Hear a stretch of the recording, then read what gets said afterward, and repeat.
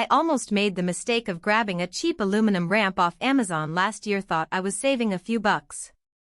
By week 2, the edges were bending under my pallet jack, and the whole thing started rocking every time I rolled a forklift on it.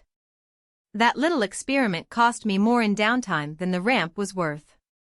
So when I saw this 68-inch by 88-inch heavy-duty shipping container ramp from DMC FPPS with a 16,000-pound rating, I decided to do the homework this time.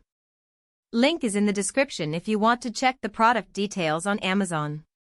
What sold me wasn't just the headline capacity. It was the height differential, only 6.5 inches, which means I can actually bridge the gap between my warehouse floor and the back of a standard shipping container without creating a tripping hazard or needing a second person to hold the ramp steady. Most ramps in this size range sit too high or too low, and you end up with a 9 or 10-inch step that's awkward for pallet jacks and dangerous for foot traffic. This one sits just right, so a loaded pallet jack rolls on smoothly without the front wheels catching. The diamond plate surface is the real hero here. I've used cheaper tread plate ramps that feel slick when they're dusty or wet, and that's a recipe for a pallet load tipping.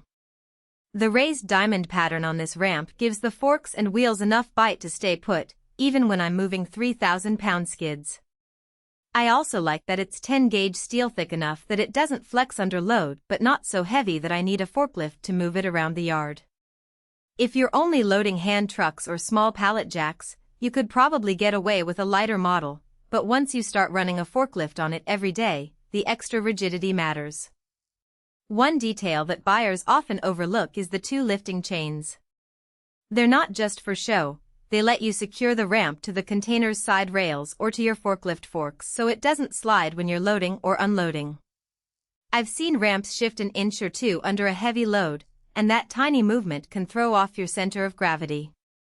With these chains, I can lock the ramp in place and keep everything stable until the job is done. The only place I see this ramp coming up short is if you need to handle extreme height differences. At 6.5 inches, it's perfect for most standard docks and container floors, but if your setup has a 12-inch drop, you'll need a different model. Also, because it's made for heavy loads, it weighs about 280 pounds.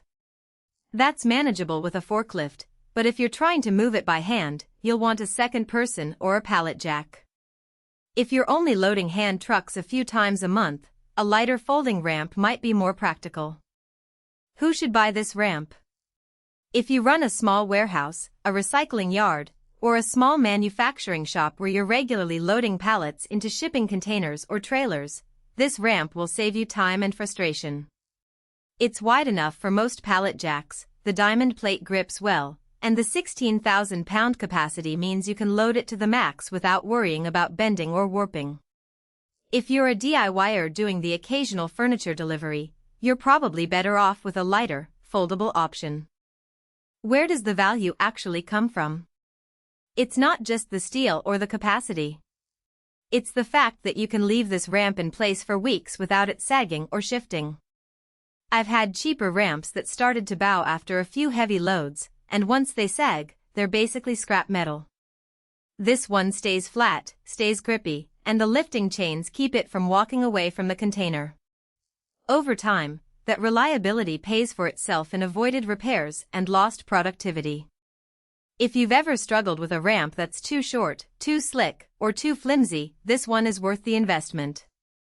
It's the kind of tool that disappears into the background once it's installed until you need it, and then it's the only thing that works.